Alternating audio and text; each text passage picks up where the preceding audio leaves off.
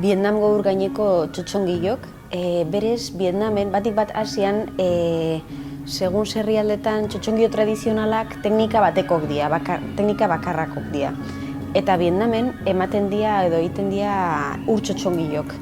Gaur egun eta aspalditik bakarrik Vietnamen ematen da teknika tradizional hau.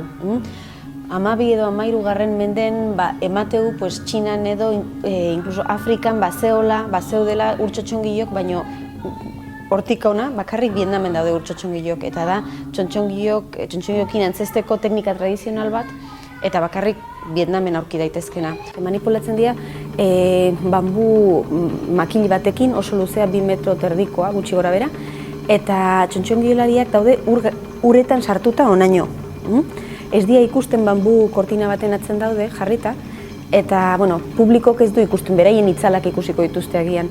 Naiz eta egurrezkoak izan, egur oso biguina da, eta batzuk pixua hau bezala, esateko haundigoa dela, eta pixu gehiago daukana, daukate tipo flotadore bat edo olako gauza bat, eta orduan ur gainen edoten dira, eta txotxongilolariak berriz onaino sartuta uretan.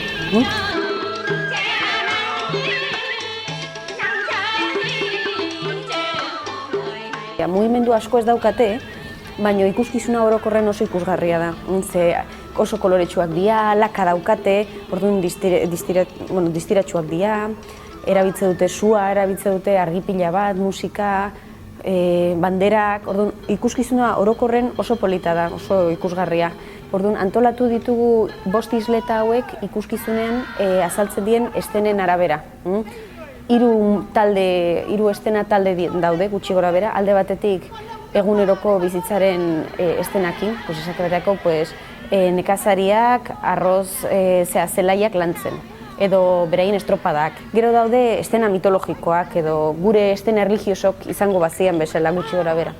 Eta hor baita jarri ditugu hor daude maitagarriak, animali mitologikoak, eta ebar. Eta gero, hirugarren multzoa da estena historikoak edo legendarioak nola baita ezateko. Ikusten dian txotxongilok jarrita daude pieza bezala, ez dira mugitzen edo ez dituzu ikusten mugitzen. Eta oso importantea da, batik bat kasu honetan, jendeak ikustea nola mugitzen dira, nola antzesten dute, nola baita ezateko, nola manipulatzen dituzte. Orduan beti daukegu ikusentzunezko bat jendeak hori ikusi ahal izateko.